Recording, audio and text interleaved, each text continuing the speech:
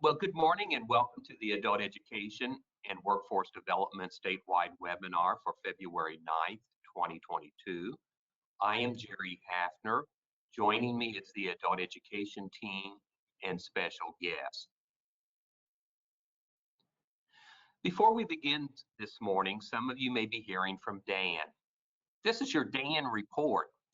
He and Jed are safely in Florida with a motorhome and car in tow. They enjoy sunshine, swimming, and visiting friends. They recently had lunch and visited a museum with my wife and a former professional development director when we were with the Indiana Department of Education. Meanwhile, I joked during the Region 1 meeting last week that no one mentioned the continued challenges with Covet. The only discussion was the challenges with weather. While Dan is enjoying the good life, doesn't he look stressed in the photo? The rest of us can only hope that spring is around the corner.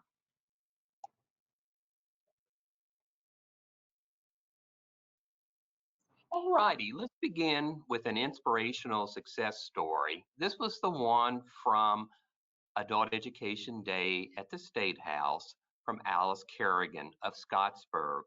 She was the top essay winner, as I said, at the Adult Education Day at the State House last month. As a student at River Valley Resources, she said, "As a child, I attended school only up to the 6th grade. Later, I found myself married and having children in my 20s and 30s.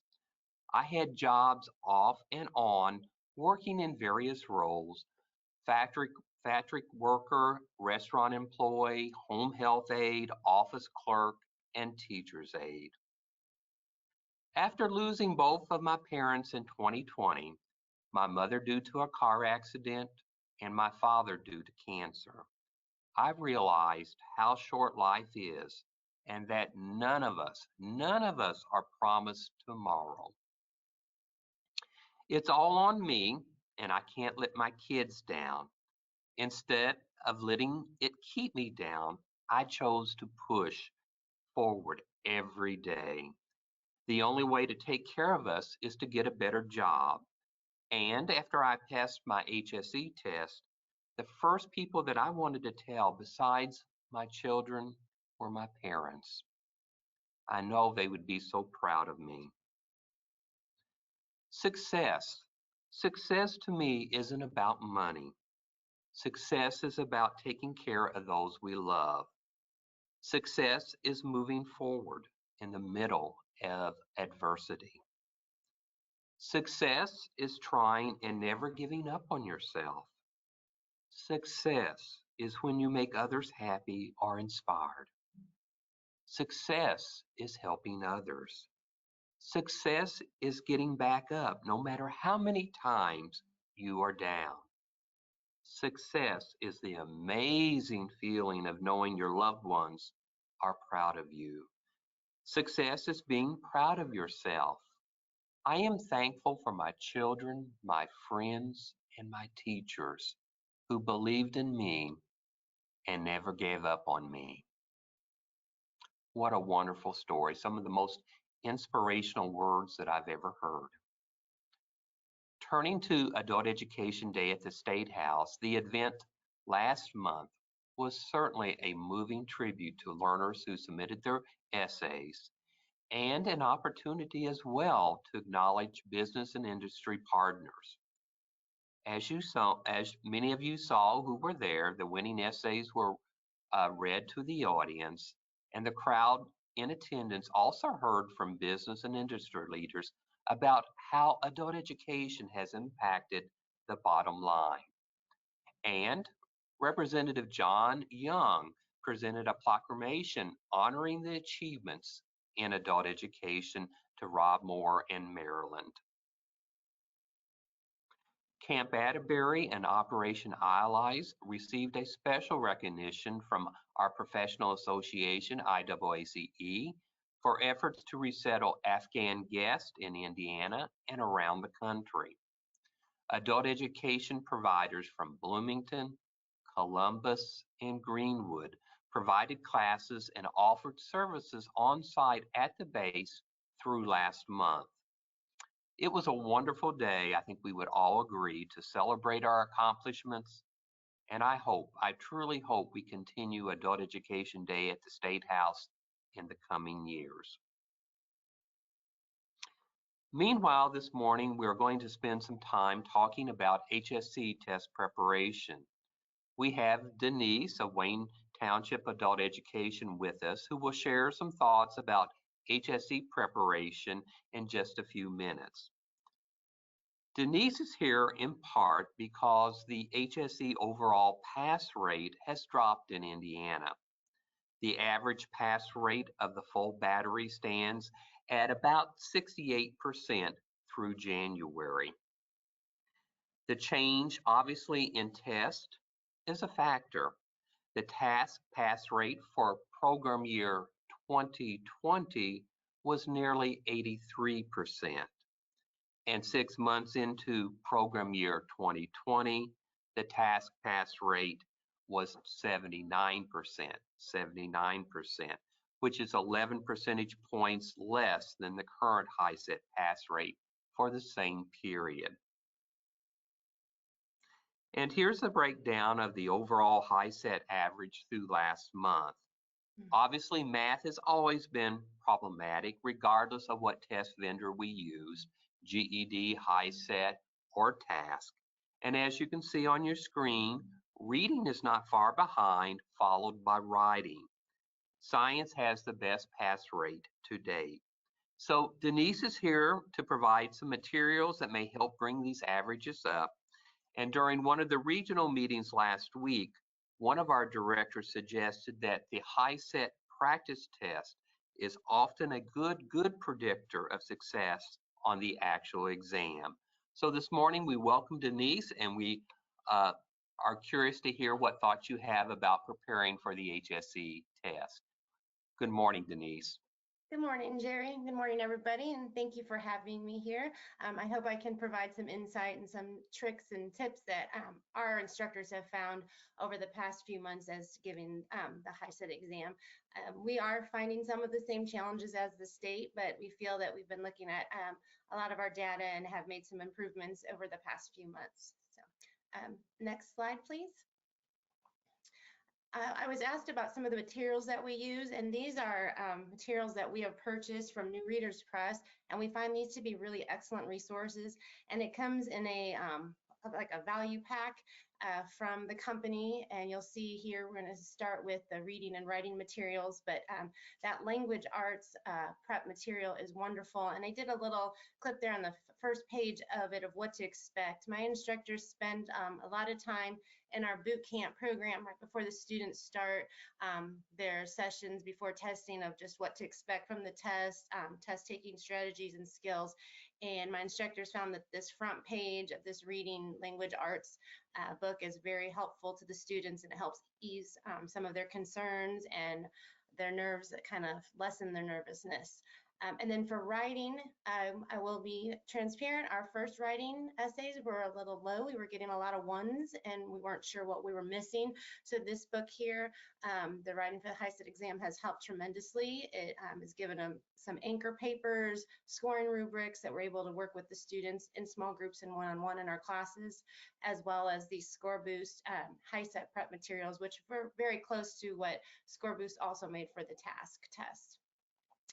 Next slide, please. And then we have made some updates for our students before pre-qualifying for our Hiset, and we think this has improved a lot as well. I know we've talked about how M3s were the qualifying scores, but we found in reading, especially when we're looking at before we're preparing students to take the Hiset exam, that in reading our qualifying score before getting to those practice tests would be an M4 or a D3, and this has improved our reading pass rate by a good 10%, because we found just out of M3, speed, fluency, and vocabulary were missing. So with this little extra time in classes, getting that TABE score of M4, D3 is a better predictor of how they will do on the practice test and the reading exam. We've also utilized our Essential Education and our Hiset Academy a lot more. In the past, we did not enroll our students into Hiset Academy until they were qualified and ready to go to boot camp, and now we're using Hiset Academy in the classroom immediately, especially once students at the reading level get to level M3. I have had some wonderful teachers that have found vocabulary that the students are struggling with, especially if we have students that English is not their first language. They let our teachers know that they read all the words, but they just don't understand what they mean. So one of my teachers put together from one of our materials, reading fiction terms, poetry, and nonfiction, and you can find those on Quizlet, as you can see, for WTAE boot camp. But she has created those for reading, and in fact, we have social studies and science terms as well. And then one of the ideas we wanted to do for students to have more prep time at home was we created a Hiset Portal. Originally, it was created as a task portal and has been updated, and we're getting more and more students enrolled in this portal so that gives them more time to work on skills outside of class. And inside that portal, there are practice questions, all our resources at the Quizlet cards, as well as different videos that teach different lessons that my teachers allow me to record when we're in class. Next slide, please. And this is a tip from my reading instructor, and he says that this model here with the fall of a plot line is important. He goes over this in boot camp as well as in his class, and I just thought his quote was really important, because at task time, when we were trying to pass, a lot of times you just would you could give the students the practice test, they passed and they moved on, but he found more that we've been going through a lot of practice questions orally with the students and then explaining step by step how to answer the questions. And we get a lot of our practice test questions from that book I mentioned earlier from New Readers Press. All those books have pre-tests and practice tests, so we use those questions to just dive in and break it apart. He says that more time now is spent through understanding the sample questions instead of just asking a student to complete a practice test independently. We're finding more and more that students are telling us that they understand the skill, but how it's being asked on the test is what is tripping them up. So we're taking that time to break our questions down for students to help them understand what's being asked of them through the Hiset exam. Next slide, please. This is for writing, and you can see at the bottom, we got this from a presentation through Covet that was sent to me, but it was a way to break apart the essay. I know at first the essay, what was missing was that experience part. We weren't used to that through the task requirements. So this breakdown was given to us in that presentation with the question, does Sam remember the essay organization code? And then we used this and adapted it into this format to help students learn just the format of writing an argumentative essay and what to make sure they include in the essay. So our students in our writing classes, if they're coming to classes regularly, work on this form, as well as in our boot camp, they do that as well. One other thing we've done is also we have the luxury at Wayne, and I know not all programs do, but our classes are not only divided by content, but they're divided by level. So I have language classes where my students who pre-test in that E to M2 level, they're in a class and they stay in that class so they get to M3, M4, and then move into the more advanced language class. And so now in our beginning language classes, we are actually teaching argumentative writing as in a simple way to provide a foundation for them, so that when it's time for Hiset, they've already seen the argumentative format. Next slide, please. And this is one of the resources that all my classes are using. We also give it to students on that Hiset portal, but these resources break down how to write the argumentative essay in those 7 steps. Again, it comes from that same presentation that Susan Bernard has here. So these videos are open online for the public, but it has 7 steps to the argumentative essay, and there's also 3 or 4 more videos on this site that have example papers and talk about different ways of arguing each side. So it's a great resource to use in the classroom and also for students to look at their own. Next slide, please. And then on to math. We are actually, I know Jerry mentioned that math has always been somewhat of a struggle. Math is one of our stronger areas for our passing rate. So it's right up there with our science and our social studies. So again, we use the New Readers Press Math Hiset book there with that edition. It's a little bit newer. It's a 2019 edition. It does provide not only instruction, but math vocabulary, pre-test, and practice test questions. And then when I was at the IAACE conference in Michigan City, I found the Hiset math materials that you see and the understanding functions from Lynn Perger. So we purchased both of those, and both of those resources help out with just a lot of the advanced math. So my math teachers have taken into these books, found different skill sets that they can use and then use them for in different presentations that they give. But we find that these 3 math materials are excellent resources. Next slide, please. A couple of updates we made in our math classes. It used to be before, when students were in our entry-level math class, that E to M2, once they earned the M3, it was, you're ready to go, you're ready to take the exam. And we noticed that some of those higher level math skills were missing. So now once students get that M3 before they're working on the practice test and awaiting boot camp, we put them in our advanced math class. This allows them to get time to work on those geometry skills and algebra skills that may not be touched in depth when you're working at the E and M level. Again, we've utilized Hiset Academy differently now. This was some change that we made in January. It used to be that students who came in with E or M, they were working on the TABE Academy, and so instead now they're in Hiset Academy. One thing we did learn very quickly, though, that if students go into Hiset Academy working at the E3, M2 level, to make sure that they take the self-assessment when you go into Hiset Academy and not the practice test, because the practice test can be a little overwhelming and we don't want to frighten our students away from test taking. So it's always good to start with that self-assessment. And since Hiset allows a calculator, we have found that a lot of our students don't know how to use a calculator. So we have hands-on practice in the classroom, and there's also a YouTube calculator video available that is available on our Google Classrooms and on our portal websites, and is used for students to see in the class. So it's important to find a lot of ours, like I said, students who learn how to use the calculator have helped improve their skills as well. Next slide, please. And this is just some of the quotes I got from my math instructors. And one thing she noticed is the students tell her, yep, those skills, those are what they wanted us to know. That's exactly what was on, what they asked on the test, but I had no idea to do it because I don't understand the wording.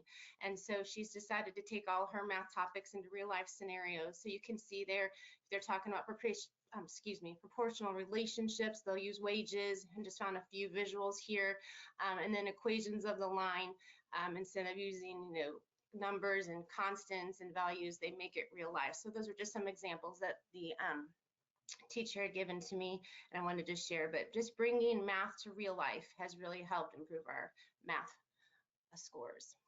Next slide, please.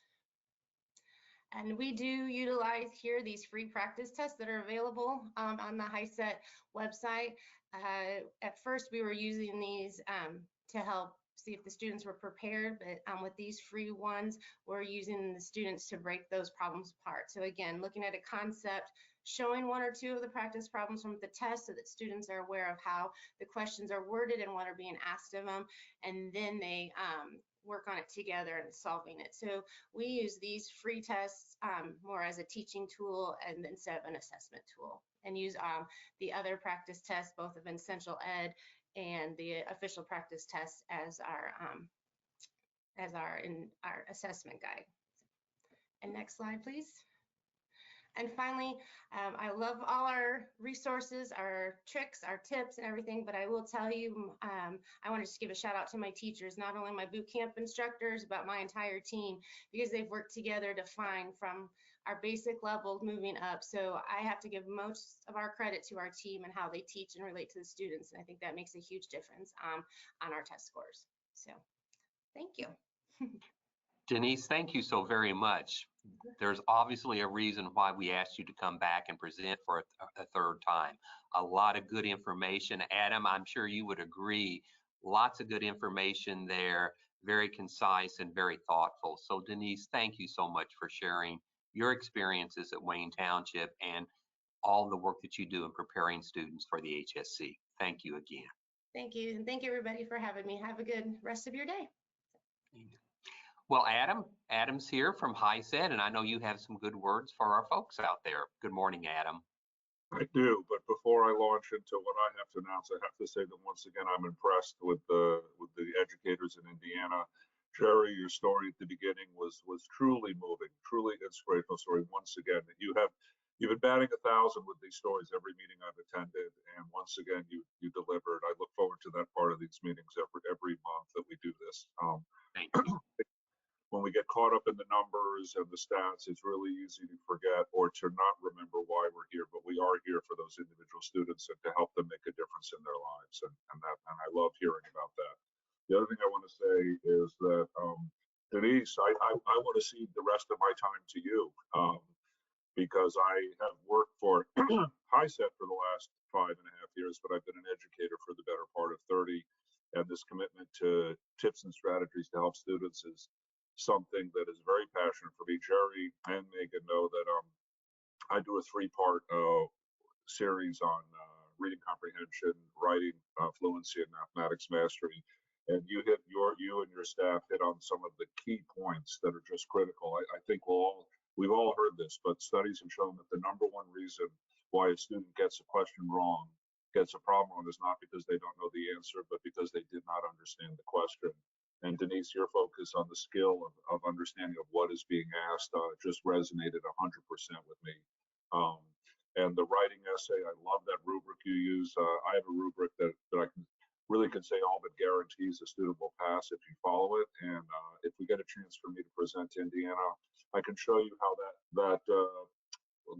first of all, I love the question, what is Sam? Sam is my son's name. So anytime I see that, that rings a bell in my head. But if you look at what I like to do is train students, and here's another pro tip for everybody.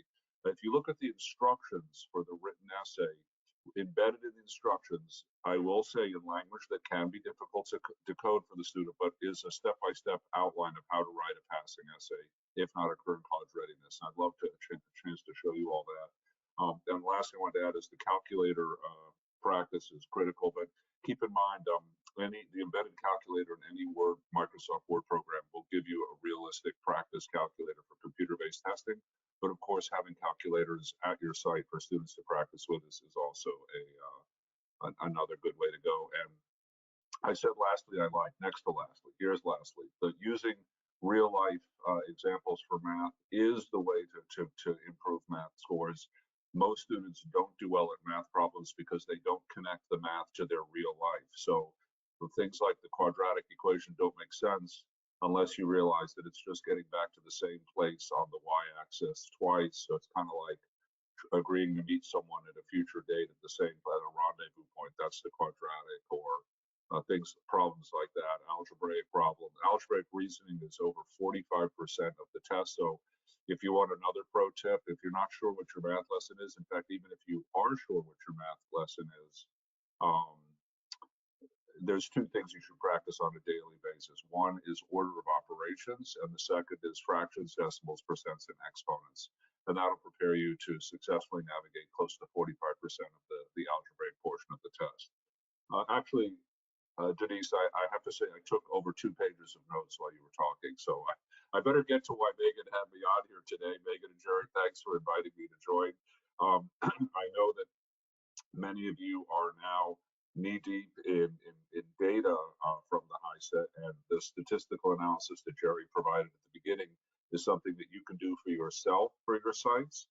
And so I'm very pleased that Megan has arranged for me to present on the 25th of this month. We're going to do a deeper dive into Data Manager, and we're going to take a look at some of those reports that you can generate and how you can more closely use data to inform your instruction or to inform your testing. So those are the announcements that I have for today. Jerry and Megan, is there anything else that you wanted me to cover at this time?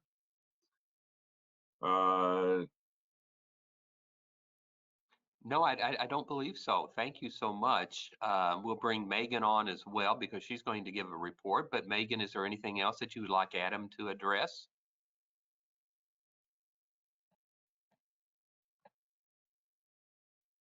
No, not at this time. Thank you so much, Adam, for your time. I appreciate it. Well, you guys, I know I'm like, I elbow my way into these meetings, but I can't wait for us to, I'm going to say it out loud. So we have, what is it, 100, we have 120 witnesses to this. I'm really eager to work with Megan and Jerry, who I think all of you know are just wonderful to work with. But let's get these 3 instructional webinars scheduled, and I can build on this wonderful. I'd like to co-present with Denise, and we can work on instructional strategies to improve pass rates, which is something I know we're all very passionate about. Thank you all for your time. Thank you. Thank you so much. I got a quick comment for Adam before he actually runs off. This is from Todd DeLay, and he's saying, I can give Hiset a shout out as change is never easy. Your team has been good to work with on problem solving, and each month the process is getting better. So thank you for that. And I like your comments about change. I also do a workshop on motivation engagement, and change is difficult. The word I like to use is we're not changing our programs, we're improving our programs. Indiana enjoys, even with the new numbers coming out, still enjoys at one time the highest, if not the highest pass rates of any state that I've worked with in the union. And that's impressive. And you guys do it through hard work and through critical analysis of where your programs are.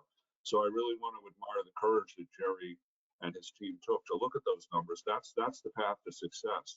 And change is difficult, but the support programs you're using, Essential Education, has very, very powerful support. ProLit, any of their documentation is good. But I'd also encourage everyone, and you can email me if you want, but to take a look at the resources tab on the Hiset page, because those practice tests that Denise outlined are there for a reason. There's a lot of other support information. So thank you for the kind comments.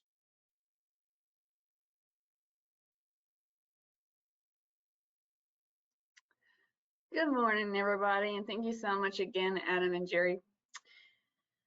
Just to give you all some further updates for the Hiset exam or the high school equivalency. Next slide, please. Just want to give everybody some policy reminders. This is a reminder that languages cannot be mixed and matched in the state of Indiana. Yes, Hiset does offer it, and because they offer it, there's not our way to prevent an error from this happening. You must ensure that you pay very close attention to detail. If a student registers on for the Hiset exam on their own, which means they're going onto Hiset, they are the ones registering it, and they're doing it not in a testing center or an adult education class. You have to make for sure that you know what language that they are picking. For an example, if a student says that they want to take the test in all Spanish and they turn around and take the test in English, because you went in and you registered and you changed it to English, you're going to have to change every single test to English when you schedule it, or else every single test is going to be in Spanish. So just going to give everybody a little heads up on that. So yes, you'll have to manually change everything, and if you don't know how to do this or there's an error, you need to contact Hiset Tasks, and they'll be able to help you with this error and help you correct it. Next slide, please. There are consequences to taking the test in two different languages. The student will have to wait 30 days in between retakes. They will also lose an attempt. So since a student took a subtest in an incorrect language, he or she will lose an attempt, and now they are down to one form. After that last form is completed, they will have to wait until January of 2003 before they can test again. Please, I cannot stress this enough, the importance of double checking and checking to make for sure that when a test is scheduled, that it is scheduled in the correct language. That is all I have for you today. Thank you so much. Thank you so much, Megan. I appreciate those updates. Lauren Bell of the VU program and the director of the IOO program has a special message here, and it goes like this, and she wanted everyone to be aware. The Vincennes University Accounts Payable Department will require a substitute W-9 form and an accounts payable direct deposit authorization form be submitted in order to receive payment. This vendor packet, as it's known, will be sent electronically to you upon invoice. If your organization is unable to fulfill this request, Vincennes University will be unable to remit payment to you upon your invoice for students who have taken the IOO program and then go to a test center somewhere in the state of Indiana, and this is for that reimbursement of your program for that tester, for that examinee. Vincennes University will not issue checks to vendors for HSC voucher invoices. It's direct deposit only. And we'll send this message out to you, but this is again for those students participating in the IOO, the Indiana Only Online Program, and making sure that when they're ready to take the HSC test, they go to a test center, you administer, you provide them the test so that you get reimbursed from the HSC funds from VU. So that reminder will go out this afternoon to you so that you are aware of what VU needs to have in order to process those reimbursements. So next we have Jose. Jose is here to provide updates about the launch of Indiana Career Explorer. Welcome, Jose. Welcome, man. Thank you, everybody. Not too many updates today. We did have onboarding last week. It went pretty good. Again, I'd like to say first, if any issues with that or any issues you're having, please make sure that you can email myself at the email below there, and we will definitely take care of any issues you're having with Indiana Career Explorer. Next slide. Again, like I said, last week we did have our onboarding for all adult ed sites.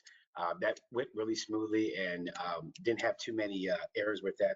There were some registration errors and we did have them fixed, and that was pretty well. One thing I do like to add is even though we went live on January 26th, I still meet with the president of Futures every 2 weeks to discuss anything we can to make it better. And so throughout this next process of 4 years, we will still continuously meet with them to discuss anything or to streamline anything as well. Next slide. Okay, a couple of things. Right now, all the adult ed user guides for Indiana Career Explorer have been emailed out. If you don't have one, please reach out to me. I can send that over very quickly. Again, all the user registration guides will be up on the web portal, the DWD web portal. So again, if you don't, it's in the process right there, but in the future, you can always go there for any of the user guides on the Indiana Career Explorer. All 3 assessments are up.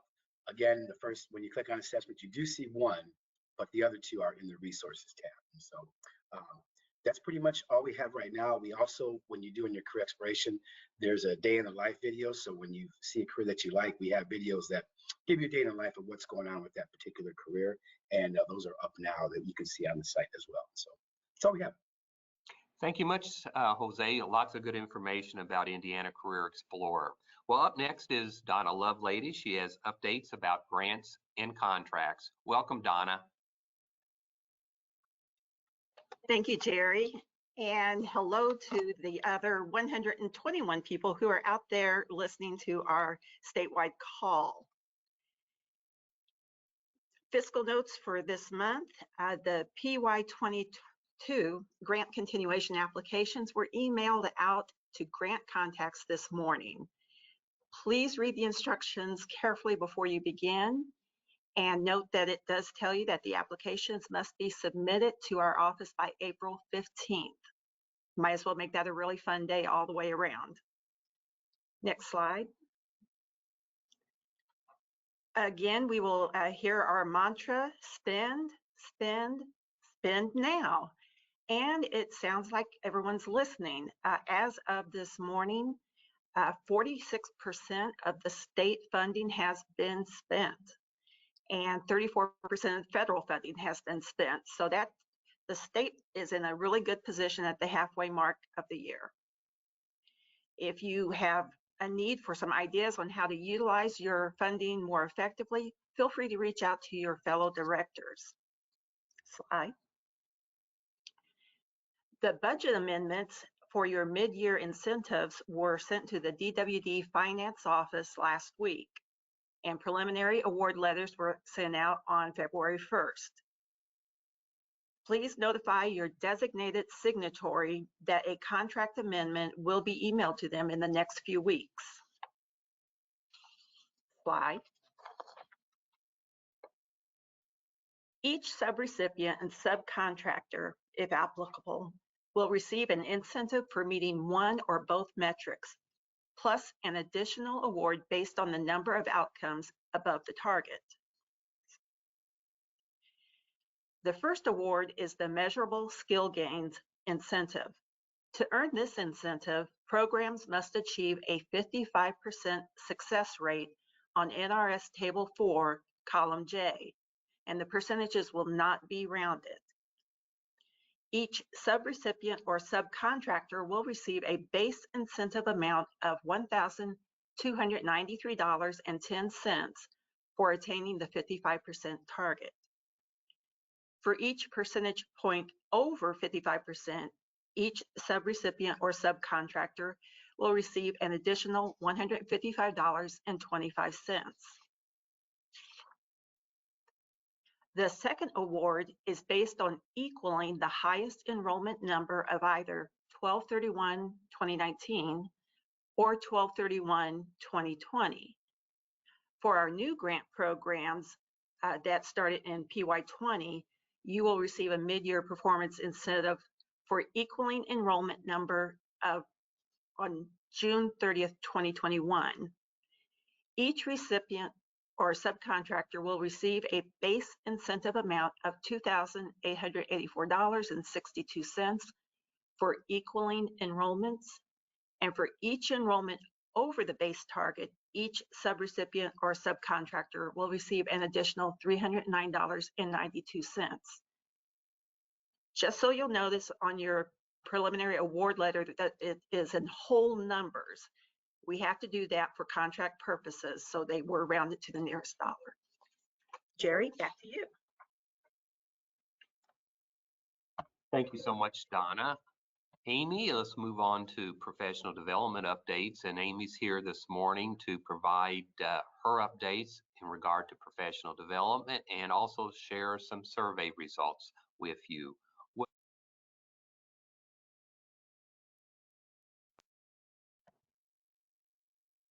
Good morning.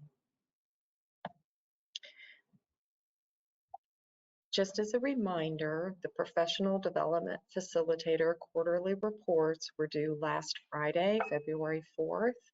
If you have not turned your report in at this point, please let me know when that report will be sent.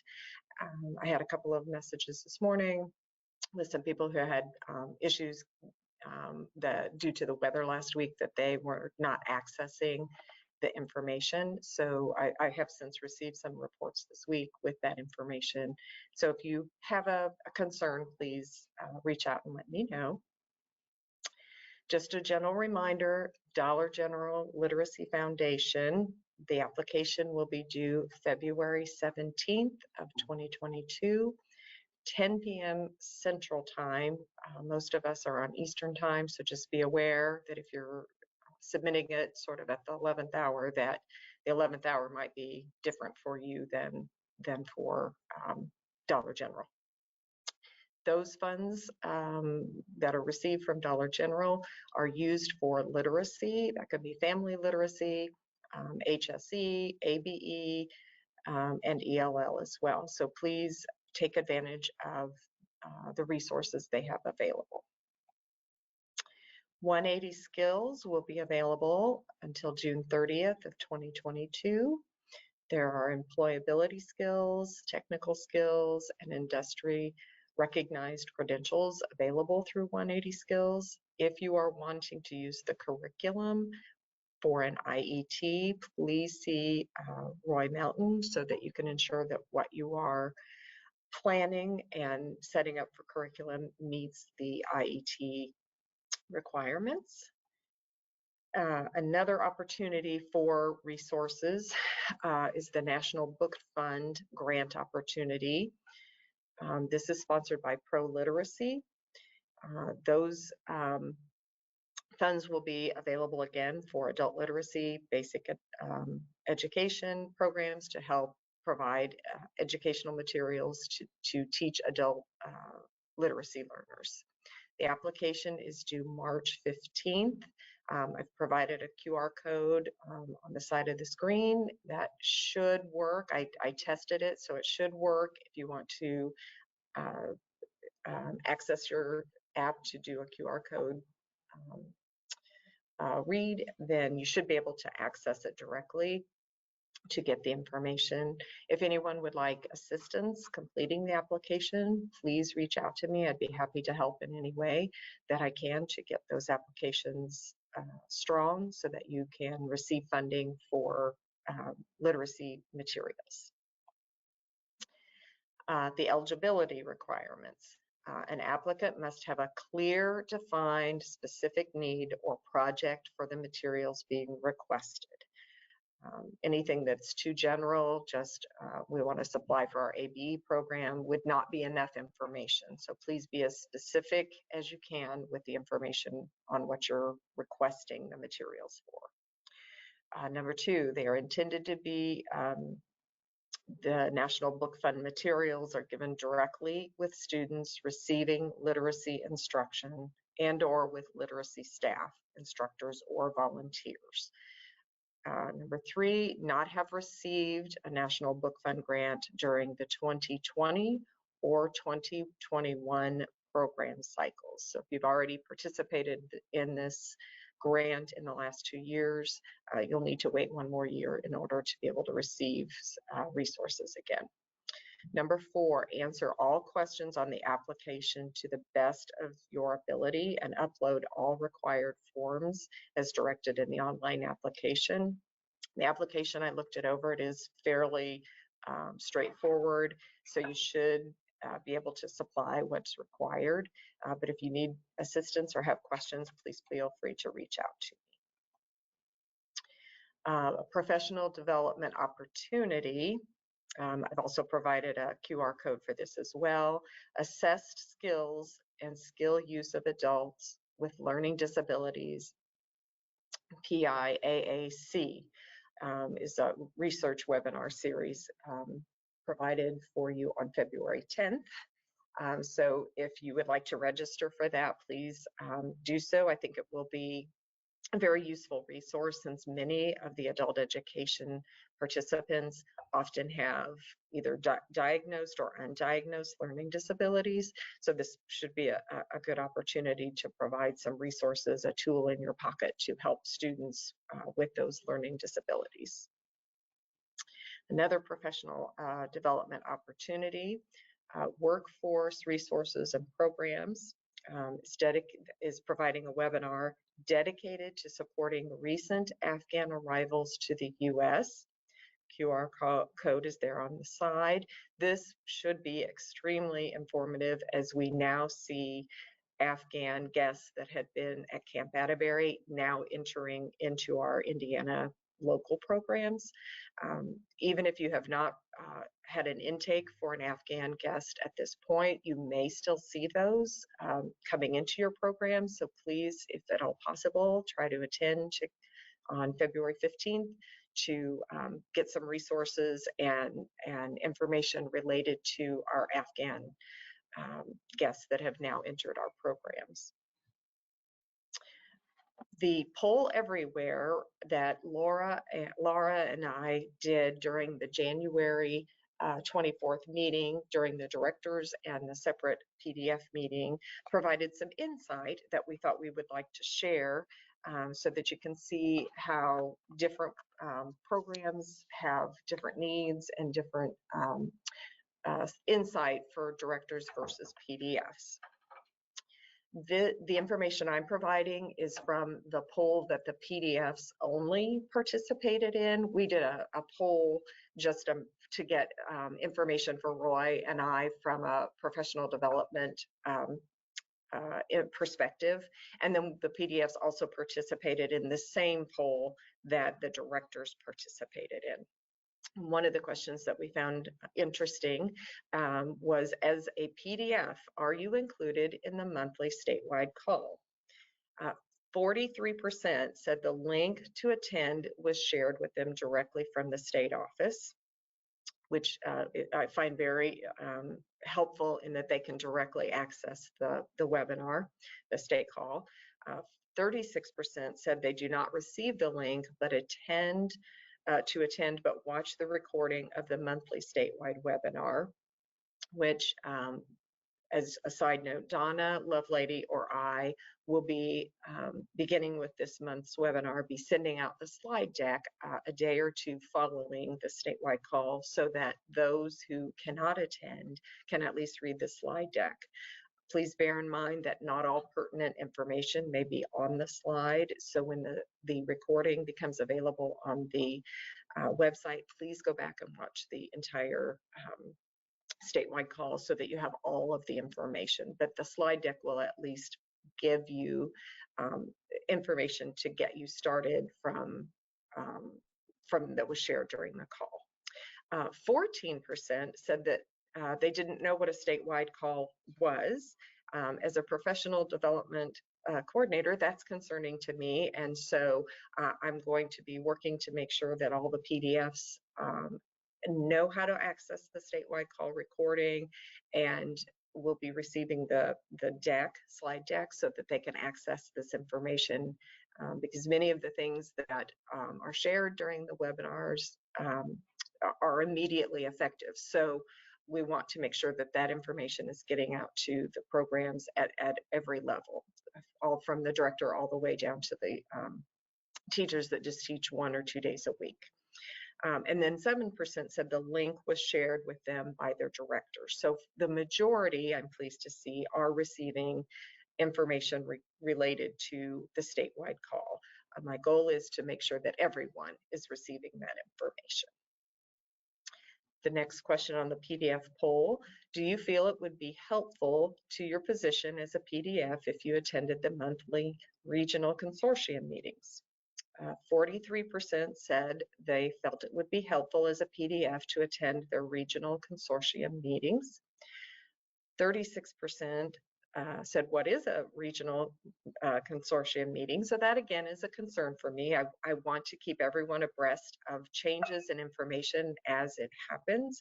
And so I would like to start including the PDFs in the regional consortium meetings. They may not feel the need to contribute, but listening to the information as program directors and the state team and the RSMs contribute information, I think it would be helpful for them to access this information so that they can immediately do PD if need be with their staff. And then 21% said they do not need to attend, that their director emails them information from the meeting in a timely manner. So it's good to know that the information is getting where the programs need it. Third question: what is more concerning to your program, student recruitment or student retention? Student retention had 56% and student recruitment had 44% split. So this may be a partially due to the fact that some PDFs do the recruitment versus being in the classroom as a teacher and seeing the concerns that the teachers have, that the retention is more of an issue that's possibly in their daily duties, whereas recruitment may be more on a weekly or monthly duty, that they're less aware of that, possibly, that recruitment may fall to another person. So, but either way, recruitment or retention, those are things that as a program we should all be looking at and working on ways to increase both recruitment and retention. So if you would like assistance with that, please let me know. And that is all I have for this month. And then Laura will be joining us, and she will be taking care of the combined director PDF poll. Thank you, Amy. Let's go on to the next slide. Like Amy said, we had the opportunity to work with the directors and the PDFs with a poll everywhere poll that was not scientific. Obviously, we were just gaining the information from who was in the room, and we were very fortunate. I appreciate the directors being there. Over half of the programs were represented in person, and then a few more joined in on the phone.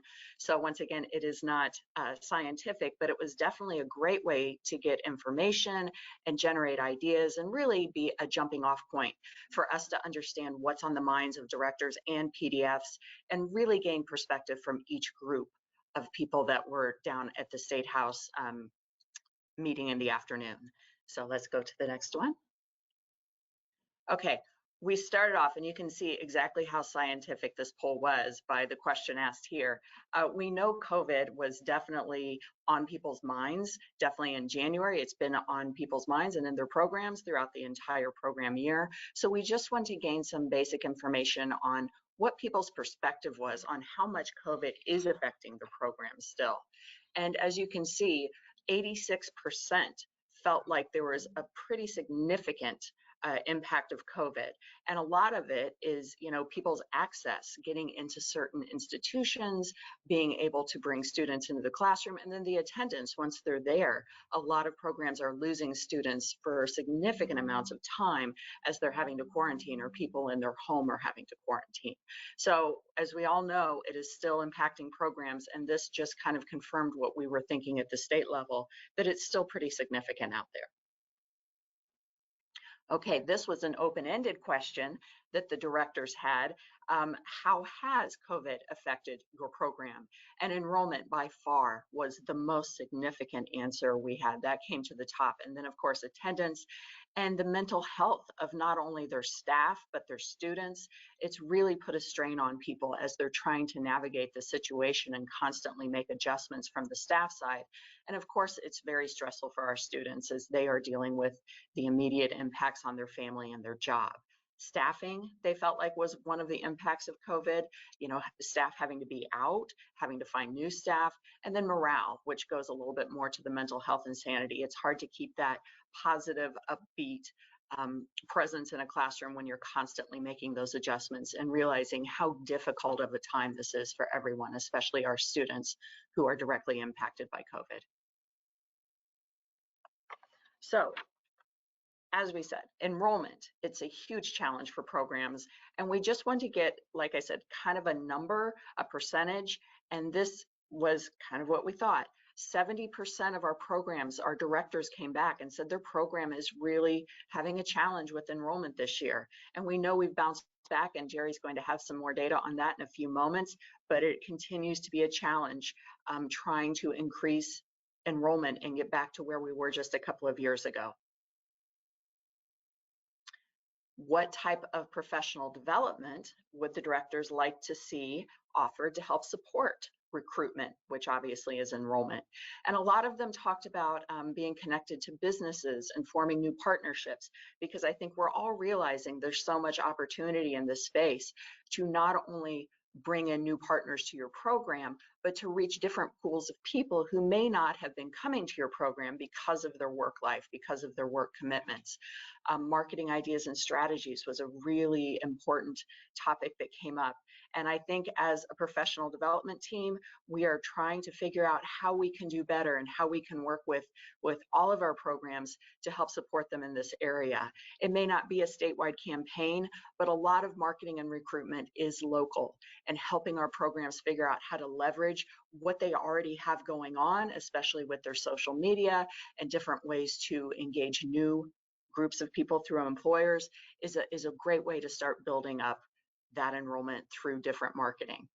A director-only conference, I'm not going to read all of these, but you can see we have lots of ideas. And like I said, that's really what we wanted to gain from this poll, is what are on the directors' minds and the PDFs, and how we can use that to inform the decisions we make here at the state. So what is a bigger challenge? So, you know, we asked the either or. They could only answer once on this. And It's kind of the flip side of what we saw with the PDFs, and we'll have that comparison in just a moment. But student recruitment is definitely more on the minds from a director standpoint. They are more concerned with bringing students in the door, but there's still a very significant focus on retention. And when you think of retention, that transitions to instruction. What's going on in a classroom that is keeping the students there? We know that COVID is an impact here, but what other things besides COVID are a challenge from an instructional standpoint? Once again, this is from a director's perspective, and they are seeing post-testing, which of course is a very important data point from a director standpoint, but you can see there's a lot of other factors that they mentioned, and it's all pretty equal except with the post-testing rising a little bit to the top. So what types of professional development would the directors like to see to help better support student instruction? And the first one was pretty vague, but it's, you know, just general. Help us develop curriculum, help us do general work to create a better, more welcoming classroom, more effective classroom. Then virtual instruction, technology, Hiset, differentiated learning rounded out the top 5. So this is where we tried to put the two results together, because we did ask these questions of the PDFs and we also asked them of the directors. So we wanted to get that different perspective between the two groups. And as you can see, enrollment is slightly more of a concern for directors as opposed to PDFs. Some PDFs are much more engaged in the classroom piece of the instruction piece, aren't quite as involved with enrollment. So there is a little bit of a difference in perspective there. And what is a bigger challenge? This is where we ask the either or, student recruitment versus student retention. And while we see a little bit of a difference here, both are very much on the minds of both. So, you know, we weren't sure what we were going to get when we asked this question, but this tells us that we need to do a good job of supporting our programs, our PDFs, and our directors in both of these areas. And it really comes down to a matter of perspective as opposed to one being extremely more important to address than the other. This is where we saw a significant difference between directors and instructors, or excuse me, PDFs. And credit to Jerry, who's already put some of this into practice. We got this information a couple of weeks ago, and what we had here on the statewide webinar today was a great 15-minute session on how to work with Hiset, or how to work with our classrooms and our teachers to adjust to the change to Hiset. So by far, this was the most important point to PDFs as far as challenges in instruction. So that was a huge wake-up call to us to make sure that we were doing as much as we can to support our different groups in making that change to Hiset. So post-testing wasn't quite on the same level with the PDFs compared to the directors, but you can see staff training, virtual instruction, very much on the same level with importance between directors and PDFs. So once again, this just helps us wrap our mind around what is going on in the field. So what types of PD would better support student instruction? We kind of already went over the director's perspective. For PDFs, number 1 is Hiset. But interestingly, number 2 across both groups is virtual instruction. And then it's, you know, compiling resources, policy and reporting, and classroom learning materials. So this just informs what we're doing. And I just want to thank everyone for taking part in that poll. It's a great way for us to gain information, and you can expect us to be asking more information for you. Let's jump to the next one. And this was a fun one at the end. We use Poll Everywhere, and they have a great feature called Word Cloud.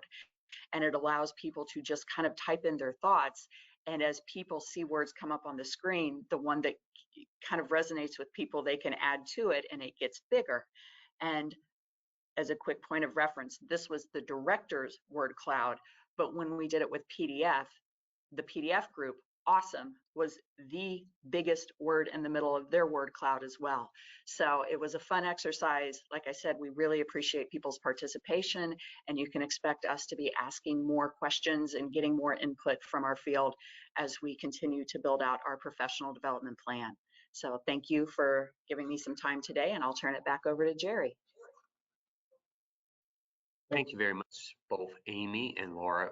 Great information about the poll, great information. We had a very, very good day on the 24th, and I couldn't be more pleased, and it certainly exceeded my expectations.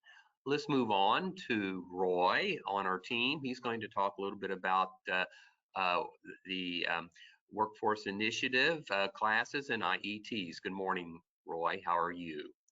Thank you, Jerry. I'm doing great. Greetings to everyone watching this live or recorded. Next slide, please. All right, so what a difference a year makes. As you see, there has been a 412% increase in IELCE enrollments compared to this time last year. The largest we are seeing increase we are seeing in Region 8. So really good, great work going on. Next slide, please. Switching over to our WEI programs, we have some really interesting data. In regions 5 through 11, we see an increase in enrollments and a corresponding increase in certifications, which you would expect. Those certifications are a result of the IET WEI combination courses. Now, if we look at region 2 and region 4, we see a decrease in enrollment. However, there is an increase in certifications. In Region 2, that is primarily due to Horizon Education Alliance and Barbara's hard work. She added 2 new IET WI courses, CLA and CPT, both with a 100% certification rate. Awesome work, Barbara. So if you have any questions about executing a certified production technician or certified logistic associate training, connect with Horizon Education Alliance. Next slide, please. Finally, looking at the IET data, we see a modest 6% decrease in enrollments, but I attribute that to the varying times when programs have students enrolled in one cohort, and then they started enrolling in, well, they finished one cohort and then they started enrolling into a second cohort. So for example, when we look in Region 4, back at their WEI data, they had more enrollments this time last year, but that was just that first cohort had finished. They had started enrolling the second one, and so they hadn't finished the course yet. So that's why we see that difference yet. So speaking of Region 4, some of the increase in certifications is from them, and specifically the hard work that Lisa is doing at Benton Fountain Warren. She has a 100% certification rate for welding and HVAC courses. Region 5 also increased their certification and increased their certification rate with it. Great work. Region 9 also increased their certification, and this is mostly due to Connie at River Valley Resources and, of course, Dustin at Jennings County. Also, big increases in Region 11 and IDOC. These increases in enrollments and certifications come with a 100% certification rate. Great work being done by Jamie and Lauren at Vincennes University in Region 1. Thank you so much. Next slide, please.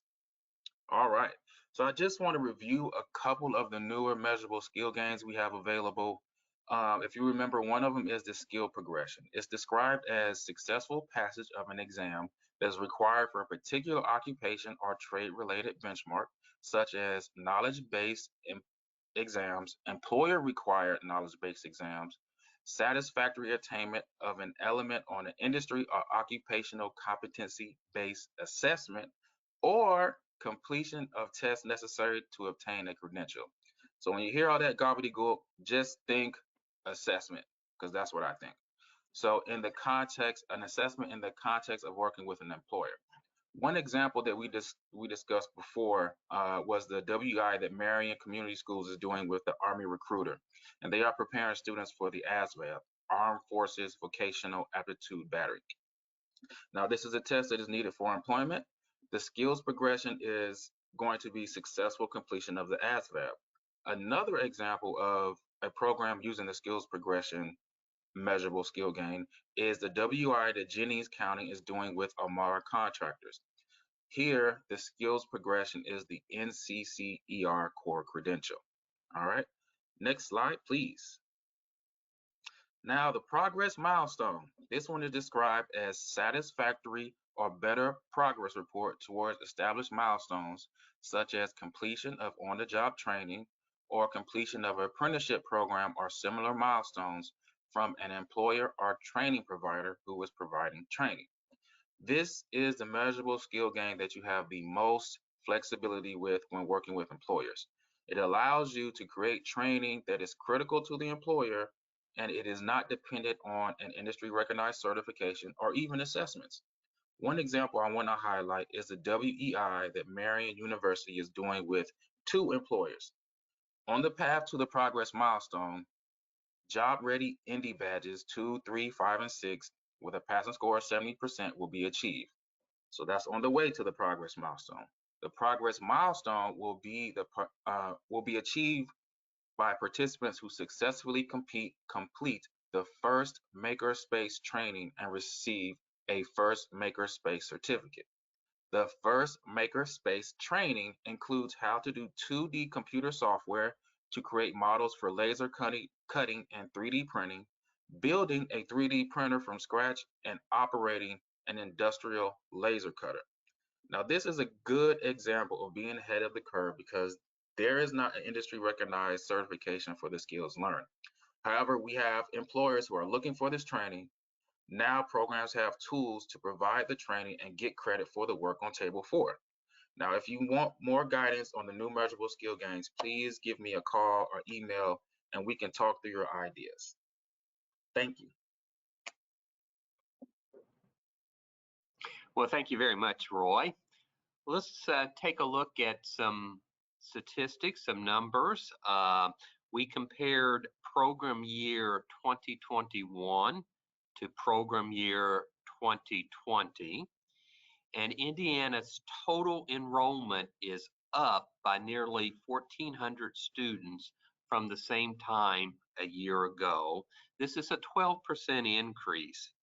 And meanwhile, measurable skill gains are up by about 2 percentage points. HSCs, as we've been talking about, are down. We're down by about 554 from the same time a year ago. And obviously, the change in test is largely due to that decrease, we feel. And we also took the opportunity to compare 2 program years. We compared program year 2022 to program year 2020. When we look back 2 years, Indiana's total enrollment is down by nearly 4,700 students, 4,725. This is a 27% decrease. Meanwhile, measurable skill gains are down just a little bit by 1.5 percentage points, and HSCs are down by just over 1,027 from 2 years ago. So overall, we're seeing our enrollment increasing in this new program year as we hit the mid-mark and as we are sort of inching toward June 30th. So I think overall we're doing a very good job in spite of COVID, the snow, and everything else that has been thrown at you during the last couple of years. So let's move on to enters, and Matt is here this morning to talk a little bit about some changes with enters and some trainings. Good morning, Matt. Good morning, Jerry. Again, I apologize for earlier. Didn't mean to step away and mayhem ensue. Okay, first, there is a problem in enters with rapid attendance that we don't know how it happens, why it happens. They're working on it. Like, it is so random as to what's going on. But if you're doing rapid attendance and it does not save, you can easily save yourself some time. The moment you type an hour into the rapid attendance and go to another student, if it removes the date of attendance, none of that is going to save. You have to reload the course by like exiting out of the rapid attendance screen and going back in and refreshing the course. We can't reproduce it. It just happens. They are aware of it. They have seen it live, so they know that there's a problem and they're trying to track it down. But the steps to get it to actually save, again, if you type an hour into rapid attendance and it removes the date, it will not save. Close out, reopen, reload the course, type an hour in, and it should work. If it's still not, try to log out and log back in to Enters. That's the only workaround and fix that I have for you right now. Apologize, but it is something that they were baffled. And when I first saw it, I said, I can't reproduce it. I can't even send it to them. And then I had to get Steve on with a user that it was actually happening to. And he looked at everything. And so we're working on it. We are aware. The other thing, when you guys send duplicates in, go ahead and start copying Shruti and I both. If you don't have her email, I'll get it sent out. Just like you did for Bryn and I both. If she requests, or if I request that on a duplicate, we need Ssn verification, do not ever email us social security numbers. We can't reply to those emails, because if we just hit to reply, it gets caught in an IoT filter that says, hey, it appears you're sending out a social security number, and we signed a contract that could get us fired. So please don't send emails to us in the request. What we need is when we're asking for Ssn verification, is that those two students that it's saying is a duplicate, if it is the same student and there are two different social security numbers, I and Shruti need the verification that you have typed in on your current student record the correct social security number, based on whether you have talked to the student and seen their social security card, or you have looked up their student record that has a copy of their social security card. If you don't know that you have the right social security number in the system, we're going to remove that social security number out. If it matches to a totally different student, especially that's a CTE student, I am not removing social security numbers from CTE students, because that's their data, that's not mine. I mean, it's not adult ed data. So it's critical that when we ask for that, you guys are actually looking at the information that you have. Maybe you typoed a social security number, or if it's an older student that was yours, go back to that other record and look.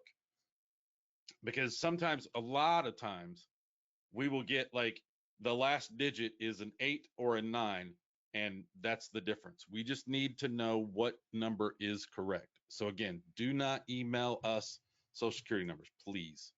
It's not safe and it's not secure. All right, the trainings. I am going to send out, there will be an email. Shruti and I have already been working on the back end and the training system to set up the training stuff for you all. By the end of this month, or within the next week or two, I will have training dates out for you for entry level people to be able to come to my training and get training. I do see the response, Todd. Been working on it. Sorry, been sick. So those will go out, and I just ask that when I say it's an intro training, you're sending your new users or people who are not as familiar with Enters. When I start getting into the more advanced stuff, if they've gone to the intro training, they can go to those more advanced trainings. But they need a foundation first. If you've been using Enters forever, you do not need to come to this intro training. So I don't know how many spaces I can actually get into a Teams meeting, but I don't want a whole bunch of chaos either with having a remote. I mean, like you guys are all doing remote instruction, so we'll just limit it to the entry level people, and it will be like an all day thing. We'll get them all trained up. So that is going to happen. I needed to get all the back end work done in the test database so that we could get them going, and I'll have to send out a link for the test database so that they can follow along with this and do actual data entry and not mess up your live data. The next thing, I just read that, Todd, sorry. The next thing is, again, just email Shruti and I both. If you don't have her email, we'll get it added to the slideshow so that we're both on it. And keep sending us those duplicates in email. Don't try to use the button that was in there. I've said this a couple of times before. It does not work for adult ed, and it will never work for adult ed. So that's all I got, Jerry. Thanks. Thanks so much. Really appreciate it, Matt. Up next is Roy. Roy is going to be back with us. He's going to be Bart Doan. So good morning again, Bart, AKA Roy. Thank you, Jerry. So a couple of JAG updates for you all. The 2022 state CDC will be March 18th at Ivy Tech Community College. We want to thank one of our own, Amy Raymer, for doing some judging there. If you have any questions about it, please contact Bart. This will also be streamed live on JAG's Indiana Facebook page at JAG Indiana 1. Next slide, please. The 2022 Junior Achievement Job Spark will be back in person September 20th and September 21st. It will be at the Indiana State Fairgrounds. They still need volunteers. You're able to sign up in shifts as well. They're looking to have about 10,000 people in attendance. So please contact Bart if you want to help out with that as well. And that's it for Bart. Thank you, Roy, very much. Let's move on to Jen Whittington. She is here this morning with IAACE updates. Welcome, Jen. Thanks so much for your patience. It is time for you to nominate for the board of directors. Yes, if you are interested in being in the know and being a part of the decision makers, then nominate yourself or reach out to one of the nominating committee. Ted Pearson, Caroline Foster, and Mandy Logston are your election committee, so reach out to one of them if you're interested in serving on the board. And save the date for the annual meeting on May 6th. We might have some surprises on that as well, so stay tuned. Next up, the conference. There is your winning logo. I want you to start thinking about that call for proposals. It'll come out in March, so start thinking about the things that you can get others to do, as well as something that you might be able to offer in collaboration with all of the educators across the state. And just FYI for your budget, the registration cost for the conference this year will be $225 for members and $309 for non-members. So it's a no-brainer. Just join today. And then everyone is always welcome on the conference committee meetings. They're on Fridays, usually the second Friday, usually via Zoom, or well, always via Zoom. So go ahead and join to give your 2 cents on what you think the conference should entail. This week we are talking keynotes, finishing up keynotes actually, talking schedule, menu, and the gift for attendees. Maybe you might have an idea for that. So join us.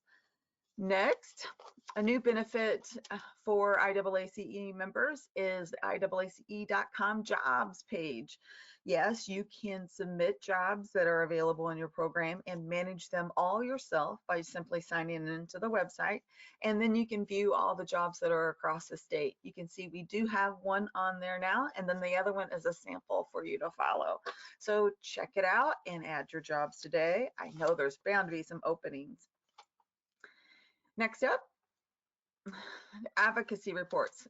I know this looks like our poor lobbyist lost his head, but just wanted to demonstrate where you can find the latest and the greatest to the advocacy information from our lobbyist. They send us a newsletter and action track report in the bill tracker each week, and these link directly to that information. So it's a quick and easy way for you to follow all the advocacy things that you need to know. And of course, you can always rely on Rob to give you the what ifs and hows if there is something that we really need to pay attention to.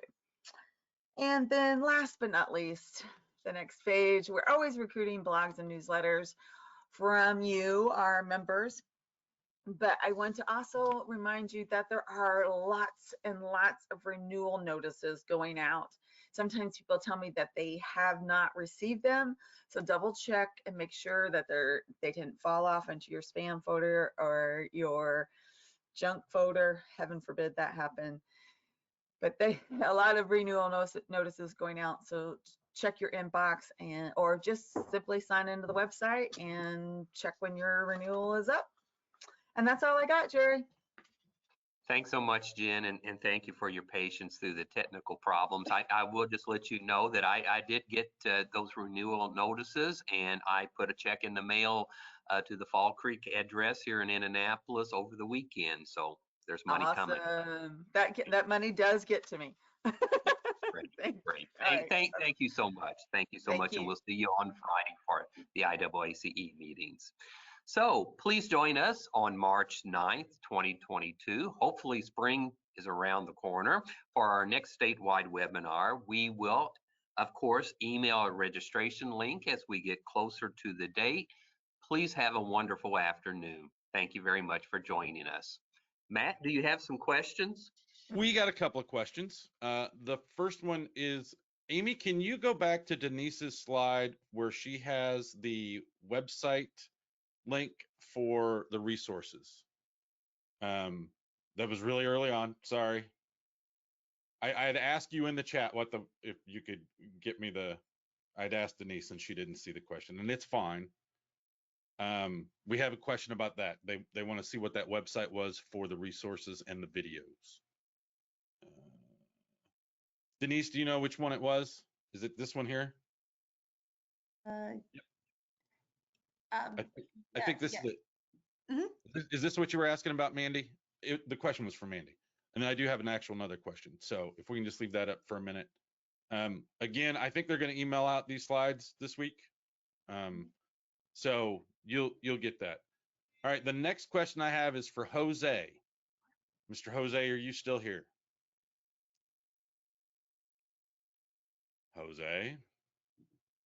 Jose Torres. He left. He must have been in another meeting. This question is, and if you guys can answer it, Jerry, I don't know. Question about ink. As we go back and have our students, our new 2021, 22 students take the assessments, how do we access our students' results in Indiana Career Explorer and ONET for printing for our student files and career coach work? That is a question that Jose will have to answer. Roger. Okay, just email Jose on that, please, and he should be able to get that to you. And then there were several comments that a lot of people didn't get this week's link that have been on the call before and gotten it. So I don't know if something happened with email on their end, our end. I know that the link was fine, but like even Jamie Gribbins was saying that she didn't get the link, right? And she's a regular, so. We will check that out, and I apologize for that. No, that's fine. And then again, Christina Benhack, I hope I said your name right. You need to email the adult ed email to get added to the list, or talk to your director and they can get you on the list. So we're happy to add to the list. That's all we have for questions. Again, I apologize for the beginning of the webinar. Sorry. I didn't realize that, everything was going to blow up, but we're good. We are good. Thank you so much, and we'll see you next month.